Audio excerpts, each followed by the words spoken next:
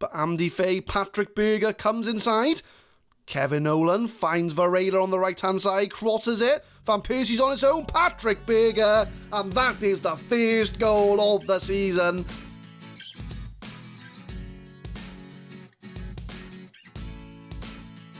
What's going on, guys? My name is Adam, I am a Super Swan, and welcome to episode 10 of Project Pompey, and welcome to a new season, Season 2, as we aim to win the Champions League with Portsmouth, with a 2003-2004 database. So if this is the first time you are watching, this is a database created by TheMadScientist, who I will leave a link to in the description down below of how you can use this database as we time travel back to 2003 and relive our former years with former players in their past glories.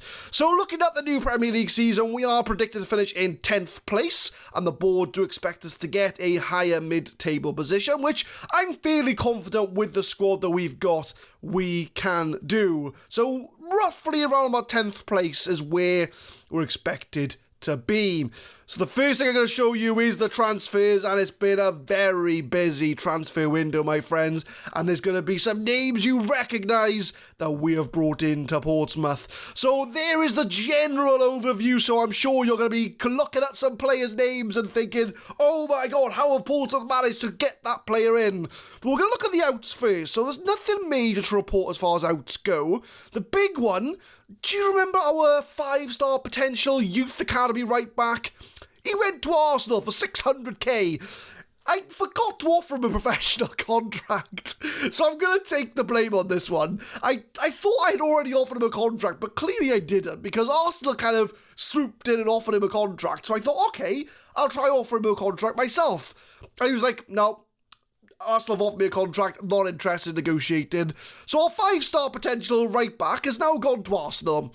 So Nick Alloway, you will forever be known as the man that got away. We'll have to get some revenge on him in the future. But other than that, there's no major outs to really report. Players that have either gone out on loan or players that we didn't really use. But we did manage to get £1.7 million in for those transfers. And we spent £31.5 million to boost this squad. We'll start from top to bottom. So Bruno Cheyrou, we did take the option of signing him on a permanent deal. He is going to operate as a midfielder who can potentially play as an attacking midfielder, but I think he's been playing more centre midfield as opposed to attacking mid. So he will be the first signing today. Got him in on a permanent deal. Did decent last season, so he will be a starter/rotated midfielder. We have signed a 17-year-old Joe Moutinho from Sporting. We've got him in for 800k. He's not quite first team level yet. He's 2-star current ability. He's not that far away. And I'm going to try and train him to be a deep-lying playmaker because he's got all the attributes needed to be a good deep-lying playmaker, but he's got a lot of room to develop.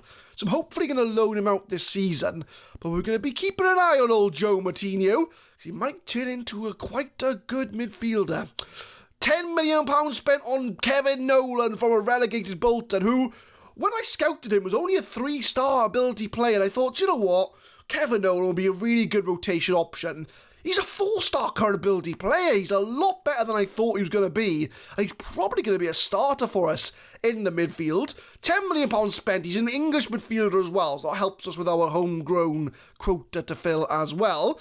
But he's 4-star current ability, 4.5-star potential, and he could be a starter for a very long time. And he's got some very interesting attributes in finishing, free kicks, penalties. He's got 18 aggression, decisions, work rate and strength, so he's going to be a really good either box-to-box or Mazzella in the midfield.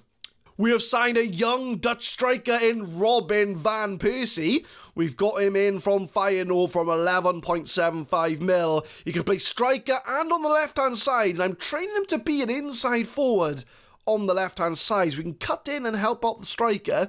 3-star current ability, so he's there or thereabouts, but he's got that 5-star potential to be a world-class forward. So he's got decent physicals, but he's got really good finishing, good technique. I think we can kind of mould him to either be a prolific striker or someone who can cut inside from the left and get in on goals. So Robin van Persie, 21 years old. He's going to be the Portsmouth team this season. We've got Yaya Toure in on a free from Bavaria, and we knew about this transfer before going into the transfer market. 4-star current ability, 5-star potential.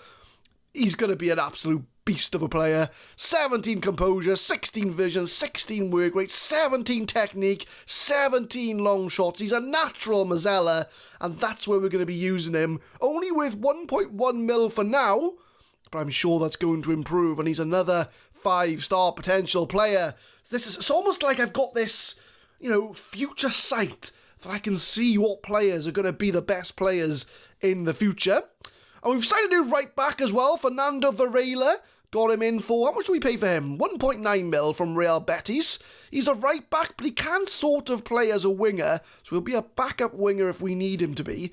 But he is going to be a right back for us. 2.5-star current ability, so he's about the same as Schemmel at the moment, but he does have that 4-star potential. So he's going to be looking to build up from these stats and work his way into a top draw right back. He is 24, so he is sort of not young, but he's not old either. So we are going to be looking to take advantage of his talent. Valiza Dimitrov has come in from CSK Sofia, and he's going to be operating on either wing, but he is going to be an inside forward as opposed to a winger, but he's got decent stats for an inside forward. 12 dribbling, 14 finishing, 13 first touch. He's got pace, he's got acceleration, and he's a 4-star current ability player as well. Bulgarian international, 7 caps, and he's going to be really good as a utility player on either side of the flanks. He can play in the middle as well if we need him to be, but primarily he's going to be used on the right-hand side. We've got Patrick Kisnorbo from Hearts for £1.5 million. He can play anywhere across the back, whether it be left back, right back, or centre back. He's going to be mainly used off the bench to sort of fill in where we need him to. And to be fair, he's pretty good everywhere through the pitch. So he's going to be someone we can use to fill in some gaps if someone is injured. 2.5-star current ability, so he's a backup player at the moment, but he does have that 4.5-star potential. So again, utility player for now, but someone we can use off the bench. And we got one loan signing, which our director of football did make. He's kind of in charge of the loan signings. Samuel Delabona, he's a midfielder, right? 3-star current ability. I don't see us really using him, but at least he's there. We've got him there, so we know what to do with him. But 3-star current ability, 4-star potential. He's on loan from Milan for the rest of the season. The only other signings which haven't come up on here is we've renewed Pasquale's loan from last season, and we've renewed Smerton's loan from last season. So we've got those 2 players in as well, even though they don't show up on this page, but I'm assuming that's because we've renewed last season's loan deals. Before I show you the tactics for this season, though, we've gone through a bit of an injury crisis in pre-season. A lot of our players are currently injured going into the first 2 games of the season. Yakubu's out for the next sort of 2 weeks, so he's not going to be featuring today. Delabona, we're not too fussed on him, but he's out for 4 days. Todorov, our backup striker, so both Yakubu, our main striker, and Todorov, our backup striker, are both injured. He's going to be out for about a day, but he's not going to be fit enough for this game. And Yaya Toure, one of our new signings, he did get injured on international duty. He is out for the next week. So I don't think we're going to be seeing any of these players today, but it does come into our sort of understanding when it comes to tactics. So as I explained at the end of last episode, I'm going to be trying out a 4-3-3 this season as far as an attacking formation goes. I'm going to still be sticking with a 4-1-2-1-2, the diamond, if we need to go defensive. But I am going to be utilising the attacking 4-3-3 just to see if we can get any use out of that. So the back 4 tactics are the same. We've still gone with a sweeper keeper. And we're still going to go for fullbacks that are going to push up and down. So Varela and Taylor are the first choice fullbacks going to be bombing up and down. We're going to have a deep line playmaking defence. So he's going to sort of sit around this kind of area just to sort of ping the balls up to either the Mazzellas or the inside forwards.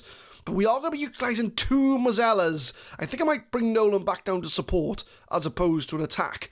But we're going to have 2 Mazzellas with the idea of operating in around this area, coming up here to help out with the attacks. I would imagine Kevin Nolan's probably not going to be quite as far up, but he's going to be hovering around this position to help out with the attacks when we need to. and we're going to have 2 inside forwards to come inside. They're going to be given the room for the fullbacks to push up and effectively give us 3 strikers up front so we can help score some goals. So still gegenpress, so we haven't changed the gegenpress, and we're just going to be making sure that we focus the balls down the wings to help with the fullbacks and the Mazzellas get the ball for the inside forwards. Other than that, pretty much the same. We haven't changed much else when it comes to the shape of the team, but that's going to be our attacking formation going forward. For the first lineup of the season, Van Persie, I am trained to be an inside forward, so he's going to be playing here, while someone like Yakubu or Todorov is going to be up front. But it's good that he can play advanced forward, because that's where we're going to be utilising the striker. So for today, Van Persie is going to operate up front.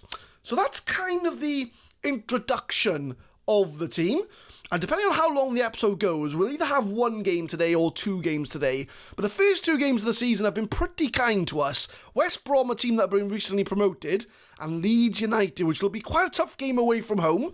But I think we can do the job. But we are definitely going to show West Brom today, and depending on how long the episode goes, we'll show off Leeds as well. So with that in mind, we will show off the West Brom game today. It is our first game of the season, and this is going to be a team for that game. Petr Cech in goal, the sweeper keeper. Matty Taylor, Dawson, Stefanovic and Varela. We got Shearu, Amdi Faye and Kevin Nolan in the midfield. Dimitrov on the right, Berger on the left, and Robin Van Persie is going to start up front.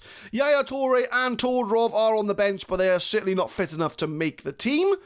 And that is going to get us all 3 points in today's game.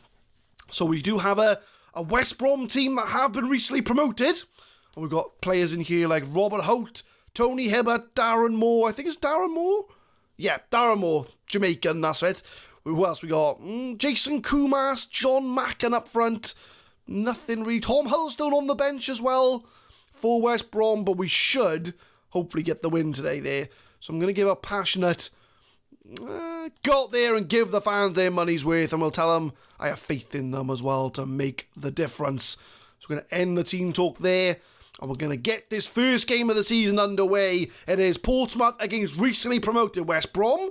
With our new formation and our new signings, can we get all 3 points?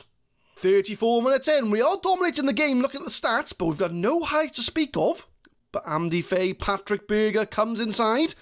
Kevin Nolan finds Varela on the right-hand side, crosses it. Van Persie's on his own, Patrick Berger, and that is the first goal of the season. And it is Patrick Berger with the goal. He is still in the team. He's got a new lease of life on that left-hand side, and he is the man to get us underway for the season. Varela crosses it to Van Persie. He cuts it inside, and Patrick Berger has all the room to make the shot.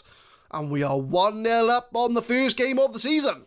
Come up to half-time, nothing much to report. We've only had the one highlight to speak of, which was the goal by Patrick Berger.